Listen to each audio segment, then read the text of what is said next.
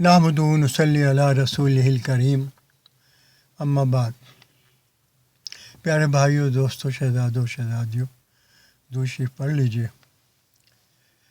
غزوہ بدر جاری ہے۔ صحیح مسلم میں حضرت ابن عباس رضی اللہ تعالیٰ عنہ سے ایک روایت ہے کہ ایک مجاہد اس جنگ میں ایک مشرک کے پیچھے بھاگ رہے تھے، اور ابھی انہوں نے اپنی تلوار فضا میں بلند نہیں کی تھی کہ انہیں ایک گھوڑے کی آواز سنائی دی۔ اس کے ساتھ ہی ایک آواز آئی، اے ہیزوم، آگے بڑھو۔ اور وہ صحابی کہتے ہیں کہ ساتھ ہی مجھے پھر ایک کوڑے کی آواز سنائی دی، تو میں نے دیکھا کہ وہ مشرک سامنے زمین پر چاروں شانے چت پڑا ہے، اور اس کے ناک اور چہرہ کوڑے کی ضرب سے پھٹ چکے۔ گویا کہ یہ جبرائیل علیہ السلام کی ضرب تھی، کیونکہ اس روایت میں ان کے گھوڑے کا ذکر ہے۔ ان انصاری صحابی رضی اللہ تعالیٰ عنہ نے جب یہ واقعہ حضور نبی کریم صلی اللہ علیہ وسلم سے ذکر کیا تو رسول اللہ صلی اللہ علیہ وسلم نے فرمایا کہ تم نے سچ کہا، اور جو تم نے دیکھا وہ صحیح دیکھا۔ یہ آسمان سے امداد تھی جو تمہارے لیے اللہ جل شانہ نے اتاری۔ حضرت ابن عباس رضی اللہ تعالیٰ عنہ کی ایک اور روایت میں ہے کہ نبی کریم صلی اللہ علیہ وسلم نے بدر کے دن فرمایا کہ یہ جبرائیل علیہ السلام ہے، اپنے گھوڑے کے لگام تھامے ہوئے اور جنگ کا پورا سامان پہنے ہوئے، اور یہ اتر گئے ہیں میدان کے اندر فرشتوں کی فوج کے ساتھ۔ غزوہ بدر وہ واحد موقع ہے جس میں فرشتے باقاعدہ جنگ کے لیے اترے، ورنہ غزوہ حنین اور کئی دوسرے موقعوں پر بھی فرشتوں کا اترنا تو ثابت ہے، لیکن ان کا لڑنا ثابت نہیں ہے۔ لڑائی جو فرشتوں کی ثابت ہے کہ باقاعدہ قتال کرنا اور جنگ کے اندر حصہ لینا، یہ صرف بدر میں ہوا ہے۔ اس کے مسئلے تو اللہ بھی بہتر جانتے ہیں، لیکن بظاہر ایک اس کی وجہ یہ ہو سکتی ہے کہ بدر میں بنسبت دوسری جنگوں کے مسلمانوں کی تعداد میں بھی بہت کم تھے، اور ان کے اسباب بھی بالکل نہ ہونے کے برابر تھے۔ اس لیے اللہ جل شانہ کی مدد اور نصرت کچھ اس طرح سے ہوئی، اور یہ ہمیشہ کے لیے اللہ جل شانہ کا مسلمانوں سے وعدہ ہے، جسے اقبال نے کہا ہے، فضائے بدر پیدا کر فرشتے تیری نصرت کو، اتر سکتے ہیں گردوں سے قطار اندر قطار اب بھی۔ جیسا کہ افغانستان میں ہوا، ذرا وہ مجاہدین سے پوچھیں کہ انہوں نے کیسے اللہ تعالیٰ کی مدد و نصرت کے کرشمے میدان جہاد کے اندر اپنی آنکھوں سے دیکھے، ورنہ اتنی بڑی بڑی سپر پاورز کو شکست دینا اسباب کی دنیا سے تو ممکن ہی نہیں تھا۔ ان مجاہدین نے پہلے روس کو اور اس کے بعد امریکہ کو جس طرح شکست سے دوچار کیا، اور خود انہوں نے اللہ کی نصرت کے جو کرشمے دیکھے کہ کیسے انتہائی تھوڑے لوگ انتہائی زیادہ کے لیے کافی ہو جاتے ہیں، اور کم اسباب کے ساتھ کیسے زیادہ اسباب والوں کا مقابلہ کیا جاتا ہے۔ ایمان کا مقابلہ جب ٹیکنالوجی کے ساتھ آ جائے کہ ہر طرف ایک طرف ہر قسم کی ٹیکنالوجی اور ہر قسم کے وسائل موجود ہیں، اور دوسری طرف صرف ایمان ہے اور اللہ اس کے رسول صلی اللہ علیہ وسلم پر یقین اور اللہ پر اپنی جان نچھاور کرنے کا جذبہ ہے، تو اللہ جل شانہ پھر کیسی کیسی مدد اور نصرت کے کرشمے دکھاتے ہیں۔ یہ وہی جانتے ہیں جو میدان کے لوگ ہیں۔ تو اللہ تعالیٰ کی نصرت اور اس کی مدد کو آسمانوں سے اتارنے کا جو سب سے بڑا ذریعہ ہے وہ میدان جہاد ہے، کیونکہ وہاں مسلمان و کافر بالکل آمنے سامنے ہوتے ہیں، اور عموماً ایسا ہوتا ہے کہ مسلمانوں کے اسباب بھی کم ہوتے ہیں، ان کی تعداد بھی کم ہوتی ہے۔ لیکن جب مسلمان کا بھروسہ اسباب پر نہیں ہوتا اور وہ صرف اللہ کے لیے میدان میں نکلا ہوتا ہے، تو پھر اللہ جل شانہ اپنی قدرتوں کے وہ کرشمے دکھاتے کہ جس پر عقل دنگ رہ جاتی۔ تو خیر جب گھمسان کا رن پڑا تو رسول اللہ صلی اللہ علیہ وسلم اپنے عریش یعنی چھپر سے باہر تشریف لائے اپنے جانثاروں کے درمیان، اور آپ صلی اللہ علیہ وسلم نے فرمایا، قسم ہے اس ذات کی جس نے مجھے نبی بنا کر بھیجا، جو شخص آج حوصلے سے، بے جگری سے، بہادری سے اور صدق دل سے جہاد کرے گا اور پھر اللہ کی راہ میں شہید ہو جائے گا، وہ ضرور جنت میں جائے گا۔ تو جب یہ کلمات صحابہ کرام رضی اللہ تعالیٰ عنہ کے کان میں پڑے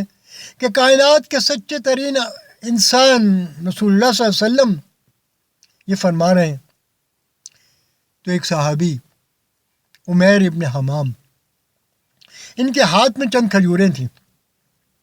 جن کو وہ ایک طرف کو ہو کے کھا رہے تھے۔ تو انہوں نے سوچا کہ جنت جانے میں اتنی دیر کرنی کہ جس میں یہ چند کھجوریں کھائی جا سکیں، یہ تو بہت زیادہ وقت ہے، اتنی دیر کون صبر کرے جنت جانے میں۔ تو انہوں نے وہ کھجوریں پھینک دیں اور دشمن کے جتھے میں گھس گئے، اور لڑتے لڑتے اللہ تعالیٰ نے ان کو شہادت کے مقام پر فائز فرما دیا۔ ایک اور صحابی سیدنا عوف ابن حارث رضی اللہ تعالیٰ عنہ، یہ ان 7 بھائیوں میں سے ایک تھے جو بدر میں آپ صلی اللہ علیہ وسلم کے ساتھ موجود تھے، اور یہ حضرت سیدہ افرا رضی اللہ تعالیٰ عنہ کے صاحبزادے تھے۔ انہوں نے آپ صلی اللہ علیہ وسلم سے ایک عجیب سوال کیا۔ انہوں نے کہا کہ یا رسول اللہ صلی اللہ علیہ وسلم، اللہ تعالیٰ کو کون سی چیز اتنا خوش کرتی ہے کہ اللہ تعالیٰ اس خوشی کی وجہ سے ہنس پڑے؟ یعنی اللہ تعالیٰ کو کس چیز سے اتنی خوشی ہوتی ہے جو اللہ تعالیٰ کو ہنسا دے؟ تو رسول اللہ صلی اللہ علیہ وسلم نے فرمایا کہ بندے کا ننگے سر اللہ کے دشمنوں کے خون سے اپنے ہاتھوں کو رنگ دینا اللہ تعالیٰ کو ایسا خوش کرتا ہے کہ اللہ تعالیٰ ہنس پڑتے۔ تو یہ سن کر انہوں نے اپنے سر پر پہنی ہوئی خود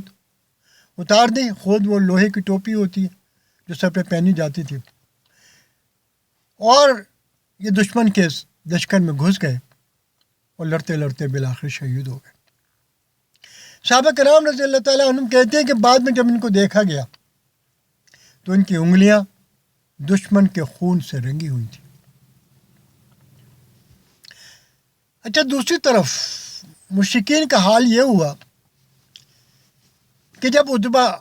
شیبہ اور ولید 1 to 1 مقابلے میں مارے گئے تو ان کے لشکر میں ایک مایوسی چھا گئی۔ اس پر ابو جہل نے اپنے لشکر کو خوب جوش دلایا اور کہا کہ یہ لوگ کوئی مسلمانوں کی بہادری کی وجہ سے نہیں مارے گئے،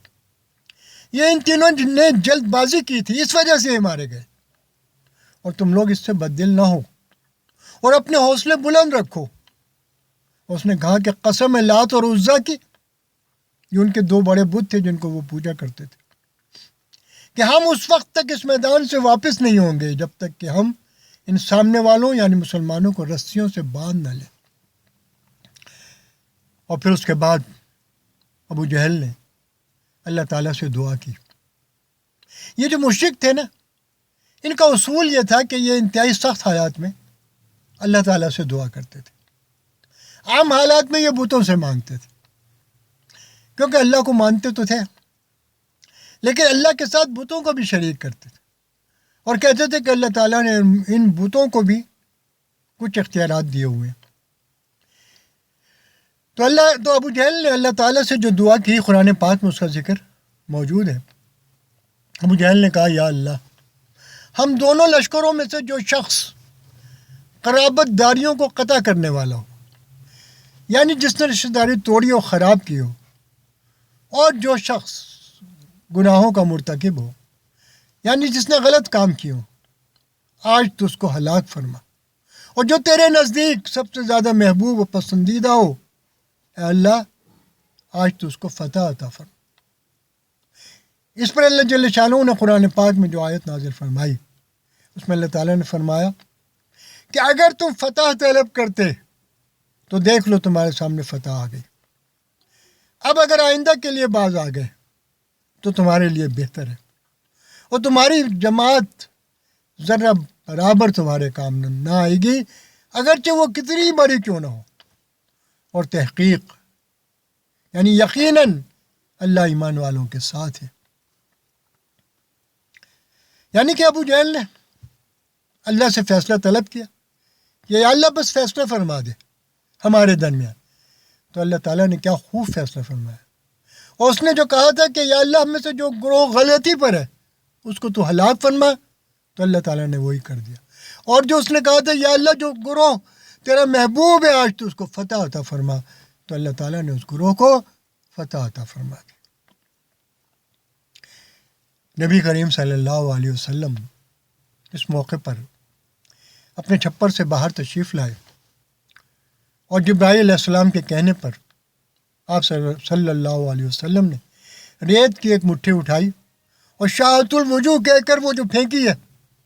تو یہ گویا اس جنگ کا کلائمیکس تھا، نقطہ عروج تھا، اور یہ ایک فیصلہ کن مرحلہ تھا جس کو قرآن نے کہا ہے وَمَا رَمَيْتَ اِذْ رَمَيْتَ وَلَكِنَّ اللَّهَ رَمَى، کہ وہ جو ریت آپ صلی اللہ علیہ وسلم نے پھینکی تھی وہ آپ نے نہیں پھینکی تھی، وہ اللہ نے پھینکی تھی، ان کے اوپر آپ کے ہاتھ سے۔ اللہ چاہے تو ایک مٹھی خاک سے وہ کام لے لے جو بڑے بڑے جنگی ساز و سامان نہ کر سکے، اور یہ اللہ تعالیٰ کے لیے کیا مشکل ہے۔ تو جب آپ صلی اللہ علیہ وسلم نے ریت کی وہ مٹھی پھینکی تو وہ پورے لشکر کی آنکھوں میں کفار کی پہنچ گئی، اور پھر ان کے لیے آنکھیں کھولنا ممکن نہ رہا، اور جنگ بند آنکھوں سے تو نہیں لڑی جا سکتی، تو انہوں نے بھاگنا شروع کر دیا۔ اس جنگ میں صحابہ کرام کی بہادریاں اور جانثاریاں اپنی جگہ، فرشتوں کا اترنا اور ان کا اس جنگ میں حصہ لینا بھی اپنی جگہ، لیکن حقیقت میں اللہ پاک نے اس میں اپنے رسول صلی اللہ علیہ وسلم کی اور زیادہ عزت افزائی فرمائی، اور اللہ جل شانہ نے صحابہ کرام پر مزید آپ صلی اللہ علیہ وسلم کے مقام و مرتبے کو کھولا کہ آپ صلی اللہ علیہ وسلم کی پھینکی گئی اس مٹھی پر ریت کو اللہ جل شانہ نے اپنا پھینکنا قرار دیا، اور اسی چیز کو اللہ جل شانہ نے فیصلہ کن فرما دیا۔ تو اس کے بعد یہ ہوا کہ مشرکین مکہ کا سارا لشکر تتر بتر ہو گیا، اور وہ انتہائی بدحواس ہو کر بھاگنے لگے۔ تو پہلے جب وہ لڑ رہے تھے تو قتل ہو رہے تھے، اور اب جو انہوں نے بھاگنے کی کوشش کی تو مسلمانوں نے ان کو گرفتار کرنا شروع کر دیا۔ 70 کے لگ بھگ لوگوں کو گرفتار کر لیا گیا، اور 70 کے قریب ہی لوگ مارے گئے، جن میں بڑے بڑے لوگ شامل تھے، اور باقی لوگ جو تھے وہ فرار ہو گئے۔ جو بڑے لوگ اس جنگ میں مارے گئے ان میں ایک امیہ ابن خلف بھی تھا۔ یہ حضرت بلال رضی اللہ تعالیٰ عنہ کا آقا تھا، اور اس نے مکے میں ان پر ظلم و ستم کی انتہا کی ہوئی تھی، اور پھر بعد میں ابو بکر صدیق رضی اللہ تعالیٰ عنہ نے ان کو اس سے آزاد کروایا تھا۔ جیسا کہ یہ واقعہ تفصیل سے پہلے گزر چکا ہے کہ امیہ کو سعد ابن معاذ رضی اللہ تعالیٰ عنہ نے کہا تھا کہ تمہارے بارے میں رسول اللہ صلی اللہ علیہ وسلم نے ہمیں بتایا ہے کہ تم ہمارے ہاتھوں مارے جاؤ گے۔ تو امیہ اس وجہ سے اس جنگ میں آنا نہیں چاہتا تھا، کیونکہ اس کو یقین تھا کہ اگر میں گیا تو ضرور مارا جاؤں گا۔ یہ تو ابو جہل اس کو اس تسلی کے ساتھ بمشکل لے کر آیا تھا کہ میں نے جو ایک بڑا زبردست اور تیز رفتار قسم کا گھوڑا تیار کیا اپنے لیے، وہ میں تمہیں دیتا ہوں کہ اگر تمہیں جنگ کے احوال بدلتے نظر آئیں اور شکست کے آثار نظر آنے لگیں تو پھر تم اس پر بیٹھ کر بھاگ جانا، لیکن جس کو اس کی موت لائی ہو وہ پھر کہاں بھاگ سکتے ہیں۔ تو امیہ بھی اپنے بیٹے کے ساتھ فرار ہونے والوں میں شامل تھا، اور یہ بھاگ رہا تھا کہ اچانک حضرت بلال رضی اللہ تعالیٰ عنہ نے اس کو دیکھ لیا۔ تو بلال رضی اللہ تعالیٰ عنہ نے انصار کو آواز دی کہ پکڑو اس کو، یہ اللہ اس کے رسول صلی اللہ علیہ وسلم کا دشمن امیہ ابن خلف ہے، کہیں یہ نکل نہ جائے۔ حضرت عبد الرحمن ابن عوف رضی اللہ تعالیٰ عنہ کہتے ہیں کہ چونکہ امیہ سے میری مکہ کے زمانے کی پرانی دوستی تھی تو میں چاہتا تھا کہ یہ قتل نہ ہو، گرفتار ہو جائے، اور پھر یہ بھی پیش نظر تھا کہ اگر اس کو میں گرفتار کر لوں گا تو اس کا جو فدیہ دے گا وہ مجھے ملے گا۔ اچھا، فدیہ بھی مال غنیمت کی طرح مال کی ایک بہترین قسم ہوتی تھی۔ پھر ان کو یہ بھی خیال ہوگا کہ چونکہ پرانے دوست رہ چکے تھے کہ ہو سکتا ہے کہ اس کو توبہ کی توفیق مل جائے اور اسلام قبول کر لے اور باقی لوگوں کی طرح یہ بھی جنت میں چلا جائے، لیکن اگر ابھی مارا گیا تو حالت کفر میں مارا جائے گا اور پھر تو جہنم میں جائے گا۔ تو حضرت عبد الرحمن ابن عوف نے اپنے لیے کچھ زریں اور تلواریں جمع کی ہوئی تھیں، کیونکہ اس وقت جو جس کے ہاتھ میں آتا تھا وہ اسی کا ہوتا تھا۔ مال غنیمت کی تقسیم کی جو آیات ہیں، اس کے جو اصول ہیں جنگ بدر کے بعد نازل ہوئے۔ سورہ انفال کی جو آیات ہیں، یسألونک عن الانفال قل الانفال للہ والرسول، کہ یہ لوگ آپ صلی اللہ علیہ وسلم سے غنیمت کے بارے میں پوچھتے ہیں، آپ کہہ دیجئے کہ مال غنیمت اللہ اس کے رسول صلی اللہ علیہ وسلم کا ہے، یعنی مال غنیمت کے مالک حق تعالی شانہ رسول اللہ صلی اللہ علیہ وسلم ہے، کہ جس طرح مناسب سمجھے تقسیم فرما دیں۔ یہ آیتیں جنگ بدر کے بعد نازل ہوئی ہیں۔ تو عبد الرحمن ابن عوف کہتے ہیں کہ میں نے جو زریں اور تلواریں اٹھائی ہوئی تھیں وہ زمین پر رکھ دیں کہ جو چاہے انہیں اٹھا لے، اور امیہ اس کے بیٹے کو پکڑ لیا کہ یہ میرے قیدی ہو جائیں گے تو ان کا جو فدیہ ہوگا وہ مجھے ملے گا۔ تو یہ کہتے ہیں جب میں نے انہیں پکڑا تو حضرت بلال رضی اللہ تعالیٰ انہوں نے شور مچا دیا اور سب لوگوں کو کہا کہ اس کو مت چھوڑو، یہ امیہ ابن خلف ہے، اللہ اور رسول صلی اللہ علیہ وسلم کا دشمن۔ تو انصار اس کو مارنے کے لیے آگے آئے، تو سب سے پہلے اس کا بیٹا آگے ہوا اور وہ مارا گیا، اور پھر جب صحابہ کرام بڑھے امیہ کی طرف تو عبد الرحمن ابن عوف رضی اللہ تعالیٰ عنہ کہتے ہیں کہ میں نے امیہ کو نیچے لٹا دیا اور میں اس کے اوپر لیٹ گیا تاکہ میں کسی طرح سے اس کو بچا لوں، لیکن پھر بھی انصار اور بلال رضی اللہ تعالیٰ عنہ نے میرے پیٹ کے نیچے سے تلوار کے کچوکے مار مار کے اس کو قتل کر دیا۔ حضرت عبد الرحمن ابن عوف بعد میں کہا کرتے تھے کہ اللہ تعالیٰ حضرت بلال پر رحم فرمائے کہ ان کی وجہ سے میری زریں اور تلواریں بھی گئیں اور امیہ بھی میرے ہاتھ نہ آیا۔ ایک اور سب سے بڑا اللہ کے رسول صلی اللہ علیہ وسلم کا دشمن ابو جہل، جس کو رسول اللہ صلی اللہ علیہ وسلم نے کہا تھا کہ یہ میری امت کا فرعون ہے، اس کا اصل نام عمر ابن حشام تھا۔ اس کا قتل بڑا عبرتناک ہے۔ عبد الرحمن ابن عوف رضی اللہ تعالیٰ عنہ فرماتے ہیں کہ جب جنگ کے لیے صفیں بنی اور میں صف میں کھڑا تھا تو میں نے اپنے دائیں بائیں دیکھا تو میرے دائیں اور بائیں انصار کے دو کامور نوجوان تھے۔ یہ کہتے ہیں کہ ان کو دیکھ کر میرے دل میں آیا کہ میرے دونوں بازو ہی کمزور ہیں کہ دونوں ہی طرف ناتجربہ کار کم عمر نوجوان ہیں، اور میں نے سوچا کہ اگر ان کے بجائے کوئی بڑی عمر کے اور تجربہ کار لوگ ہوتے تو زیادہ بہتر ہوتا کہ میرے بازو مضبوط ہوتے۔ یہ کہتے ہیں کہ ابھی میں یہ سوچ ہی رہا تھا کہ ان میں سے ایک نے مجھ سے کہا کہ چچا یہ ابو جہل کون سا ہے سامنے والے لشکر میں؟ تو میں نے کہا کہ بھتیجے تم کیا کرو گے ابو جہل کو دیکھ کر؟ تو اس نے کہا کہ میں نے اللہ تعالیٰ سے یہ عہد کیا ہے کہ اگر میں ابو جہل کو دیکھ لوں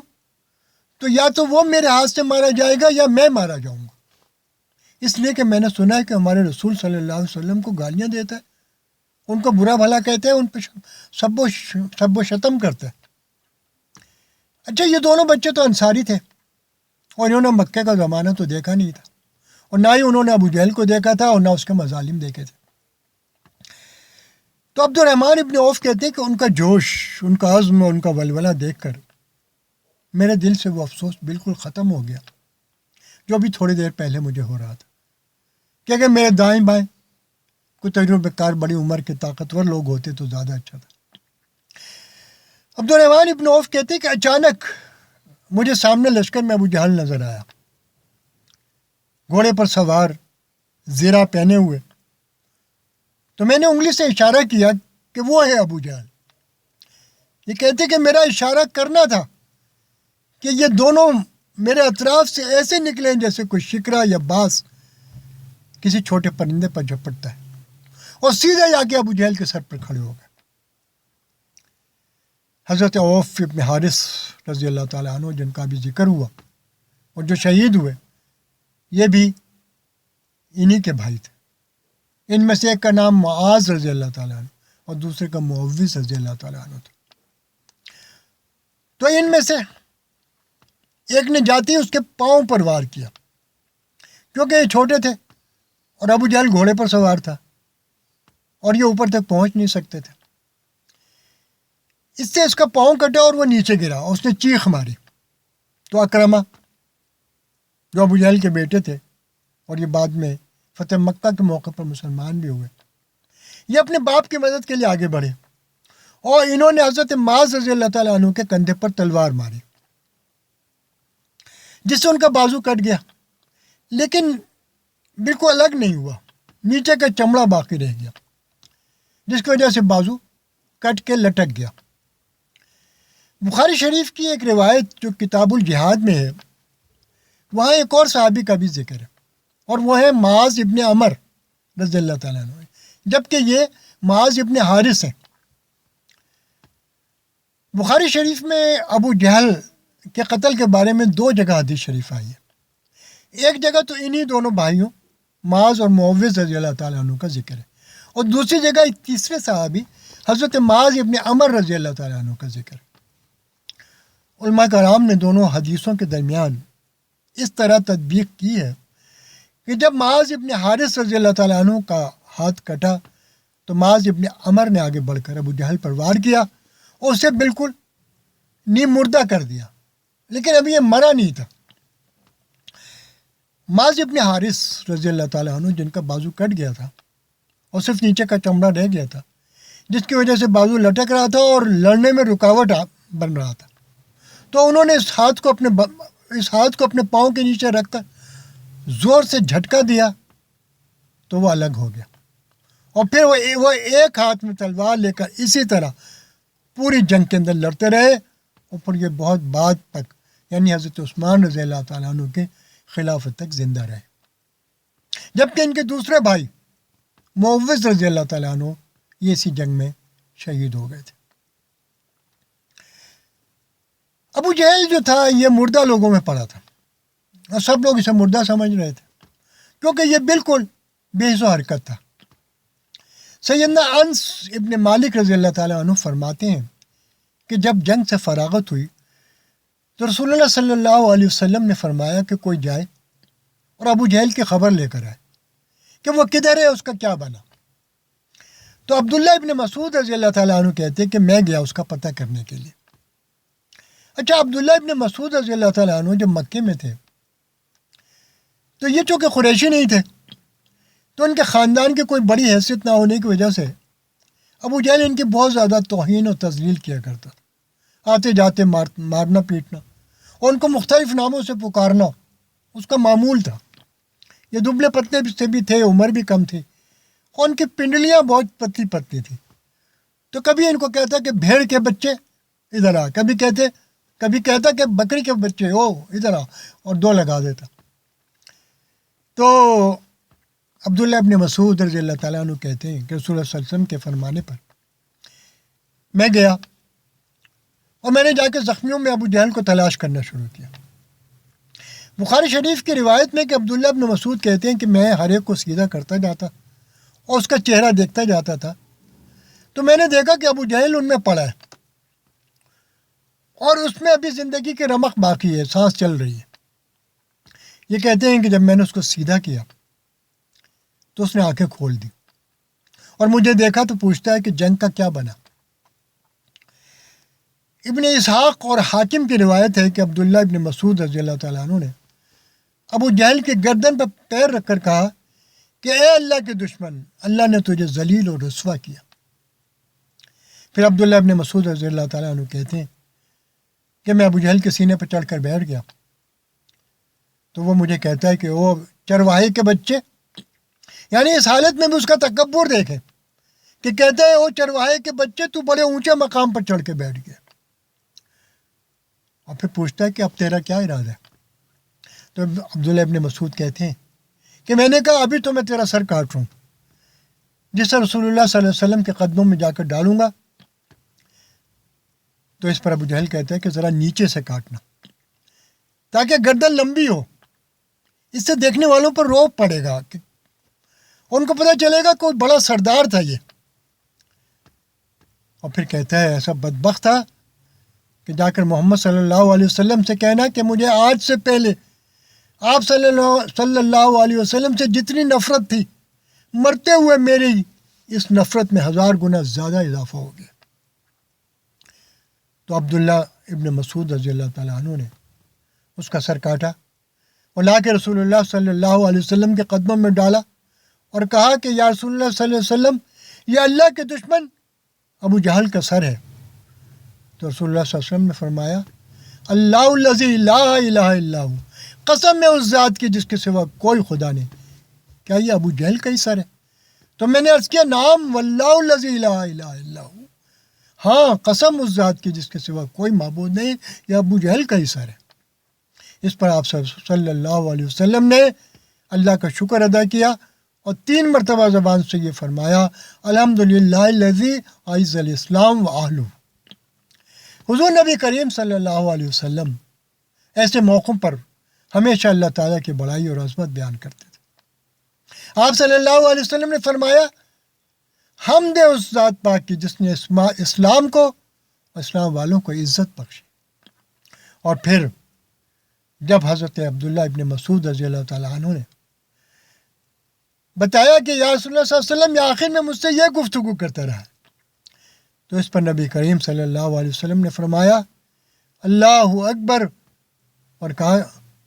کہا کہ یہ میرا اور میری امت کا فرعون تھا جس کا شر اور فتنہ موسیٰ علیہ السلام کے فرعون کے شر اور فتنے سے بھی کہیں بڑھ کر تھا۔ موسیٰ علیہ السلام کے فرعون نے مرتے وقت تو ایمان کا کلمہ پڑھا تھا کہ میں موسیٰ علیہ السلام اور ہارون علیہ السلام کے رب پر ایمان لاتا ہوں، مگر اس امت کے فرعون نے مرتے وقت بھی کفر اور تکبر کے کلمات ہی کہے۔ یہ الگ بات ہے کہ موسیٰ علیہ السلام کے فرعون کا بھی ایمان قبول نہیں ہوا،